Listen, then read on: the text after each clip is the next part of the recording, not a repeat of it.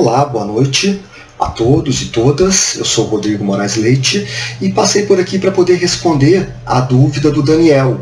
Na verdade foram várias dúvidas, né? Mas a principal delas seria em relação à minha explanação passada, em que eu teria afirmado, ou talvez tivesse deixado subentender, de que o Stanislavski teria exercido uma enorme influência no teatro brasileiro moderno, seria a grande influência. De maneira alguma, de maneira alguma. O que eu disse na minha explanação de quarta-feira é que nós podemos rastrear o conhecimento do Stanislavski desde a experiência do Renato Viana em 1922, quando ele montou um espetáculo chamado A Última Encarnação de Fausto, com um grupo que ele formou chamado A Batalha da Quimera, em dezembro de 22. Os historiadores, alguns historiadores que se detiveram sobre essa experiência, o Gustavo Doria, o Sebastião Milaré, eles citam que o Renato Viana já conhecia naquela altura o Stanislavski, mas não entram em detalhes. Para isso, a gente teria que ler, teremos que procurar uma pesquisa mais verticalizada em torno do trabalho do Renato Viana. Confesso que não tive essa oportunidade ainda. Agora, pelo menos esses historiadores dizem cabalmente que ele já conhecia. Eu falei lá na minha última, na explanação de quarta, que provavelmente, em 22, né, quase 100 anos atrás, provavelmente ele devia conhecer o Stanislavski por intermédio de leituras francesas, ou seja, de livros franceses aos quais ele teve acesso e que falavam do Stanislavski.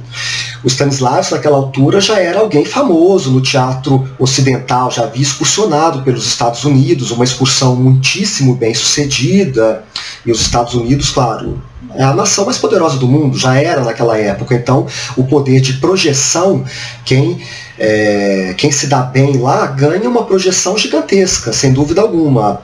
Agora, o stanislavskianismo ele vai se estabelecendo no Brasil aos poucos. Então, se lá em 22 o Renato Viana já conhecia, pelo menos, em 43, né, em 41, quando o Zimbisky chega, ele vai trazer uma nova contribuição, ele teve acesso ao pensamento do Stanislavski, ao método do Stanislavski lá na Polônia. Depois veio o Flamínio Bolini, que também estudou um pouco do Stanislavski lá na Academia de Arte de Roma, e trouxe para o Brasil, montou um espetáculo em 51, que foi a Ralé, que é um marco, também não deixa de ser um marco do stanislavskianismo no teatro brasileiro. E depois vieram alguns brasileiros, como por exemplo o Boal, que teve, né, a oportunidade de conhecer o Stanislavski lá em Nova York, nos Estados Unidos, onde ele estudou, o Antunes Filho, o Martim Gonçalves e outros nomes, né, que foram dando sua contribuição ao longo do tempo. Mas o que nós podemos chamar de stanislavskianismo, do pensamento do Stanislavski, ele só vai começar a aparecer, a surtir efeito no teatro brasileiro na passagem dos anos 50 para os anos 60 do século passado, com toda certeza. O que eu ressaltei, o que eu procurei ressaltar foi o seguinte: o TAM não inventou a ideia de ensemble, com toda certeza. Antes do TAM, outros grupos, outras companhias já estavam moldadas dentro desse esquema, dentro dessa noção, como por exemplo o Teatro Livre, do André Antoine, ou o Teatro da Obra, do Lunéville, lá na França. São grupos que antecedem ao TAM. A questão é que o TAM ganhou uma projeção internacional imensa, teve uma carreira muito duradoura, né, durou muitos anos, enquanto outros grupos que estavam se formando nesse mesmo esquema tiveram uma existência muito efêmera, como o Teatro Livre, como o Teatro da Obra. Então, assim, o TAM virou quase que um exemplo, né, do que é a ideia de ensemble. Mas só isso. Agora, que é própria do teatro moderno, que é muito própria do teatro moderno, que trouxe inveja, como eu disse, para o Gordon Craig. O Gordon Craig sempre quis ter um grupo como o TAM. Ele discordava das premissas estéticas do TAM, do chamado textocentrismo lá do TAM, né? Eles eram muito ligados à ideia de se montar textos dramáticos, coisa que o o Craig sempre contestou, mas a unidade do grupo, a organicidade, era para ele invejável. E ele conheceu de perto, ele passou pelo TAM em 1909, quando ele montou lá o Hamlet, com o grupo, lá em Moscou. Então, é isso que eu procurei ressaltar. Não é que o Stanislavski exerceu uma influência gigante, que ele teria sido o grande incentivador, vamos dizer assim, da modernização do teatro brasileiro, mas nem de longe isso, nem de longe. O teatro brasileiro começou a sua modernização a partir da década de 20, a partir do Renato Viana, né, que é o marco, pelo menos até hoje, né, que se conseguiu rastrear, é o marco inicial do modernismo. O modernismo que aqui chegou primeiro é o modernismo do Jacques Copeau. O modernismo que surge lá em 1913 no Vieux Colombier do Jacques Copeau, fundado pelo Jacques Copeau, que era um encenador e teórico francês. É esse modernismo que vai atuar, que vai prevalecer no Brasil de 1920, da década de 20, até mais ou menos os anos 60, quando começam a se estabelecer o Stanislavski e o brechtianismo, e o Bertolt Brecht, que se estabelecem, que surgem assim, com força mais ou menos na mesma época, vão conviver juntos durante um tempo. Não sei se em harmonia ou não, mas vão conviver. Então, o modernismo, o primeiro modernismo brasileiro, é um modernismo profundamente copponiano. Profundamente. Basta dizer o seguinte, o nome do grupo do Renato Viana, que ele fundou lá em 22, era Batalha da Quimera.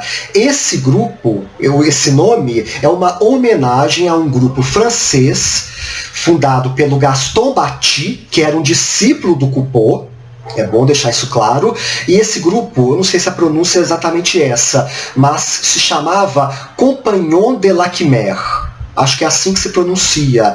Ou seja, aí já mostra que o Renato Viana estava se reportando muito mais ao modernismo francês, do Coupeau, do Gaston Batti, do que do Stanislavski, que ele devia conhecer muito pouco, de maneira muito indireta.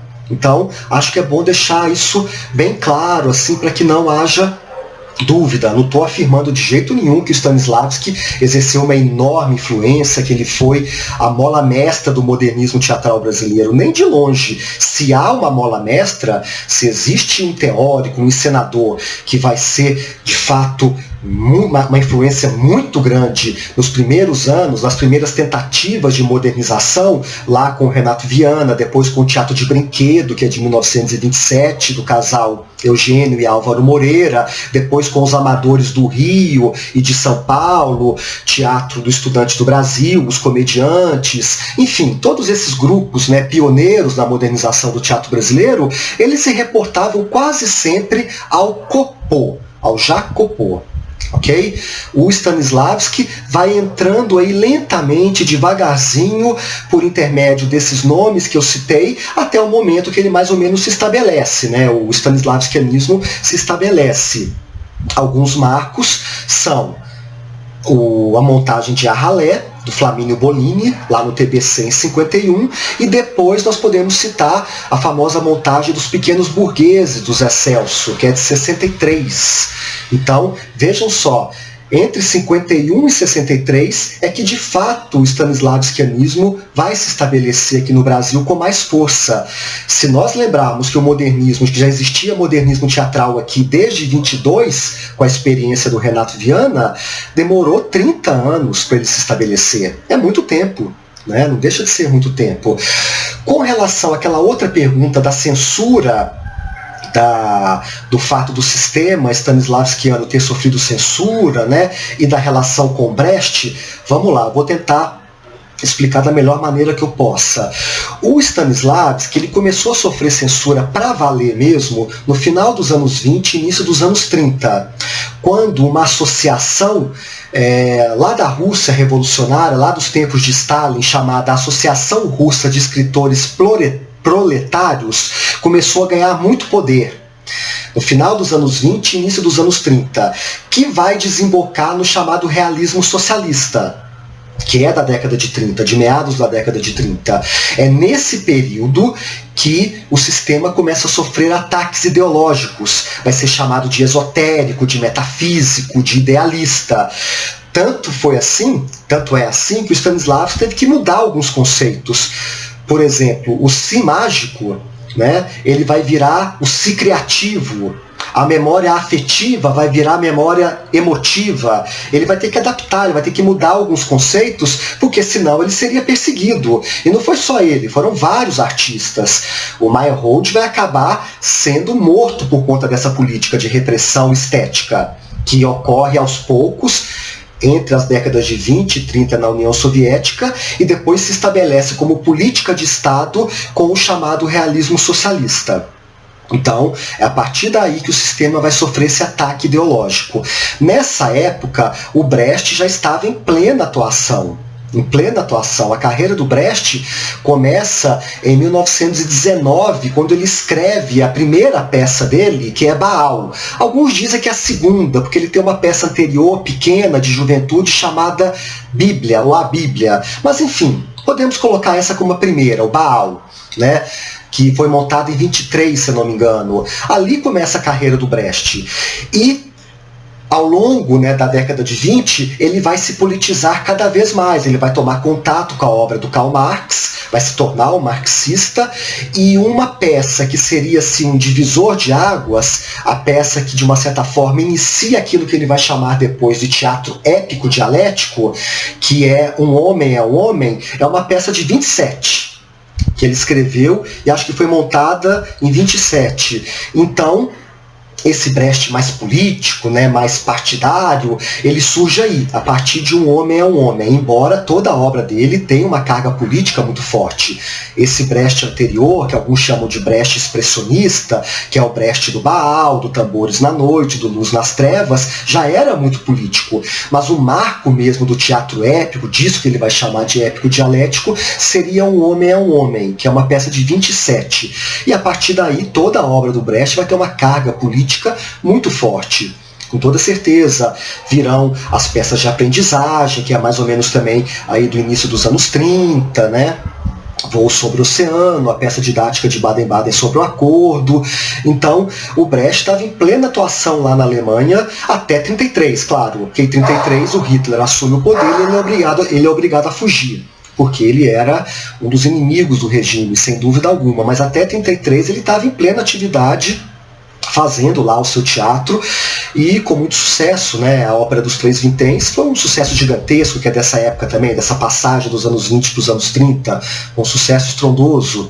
Então, sobre essa relação Stanislavski-Brecht, nesse período, eu diria isso. Na época que o Stanislavski estava sendo atacado ideologicamente pelos princípios lá da RAP, né, Associação Russa de Escritores Proletários, o Brecht estava se tornando um dramaturgo cada vez mais político e politizado. Até que depois ele tem que se exilar da Alemanha, né, tem que sair da Alemanha.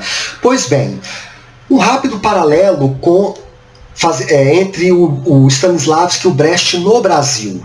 Se o Stanislavski, como eu disse, vai se estabelecer de fato na década de 50, entre as décadas de 50 e 60, o Bertolt Brecht é a mesma coisa.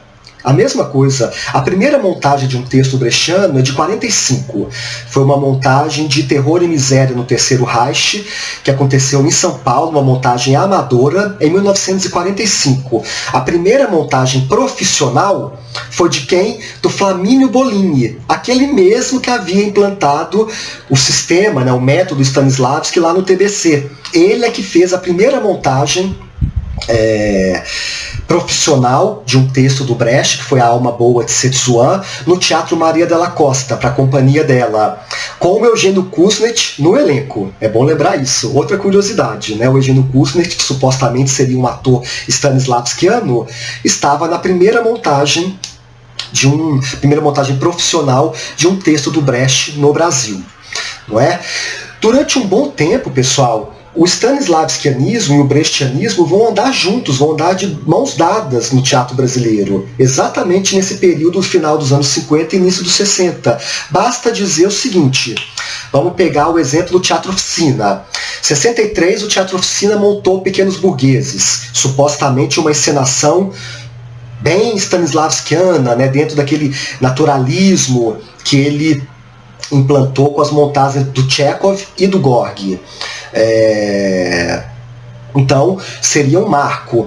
Logo em seguida, o Oficina montou um texto que foi o... Deixa eu pegar o nome aqui, eu anotei, um minutinho só.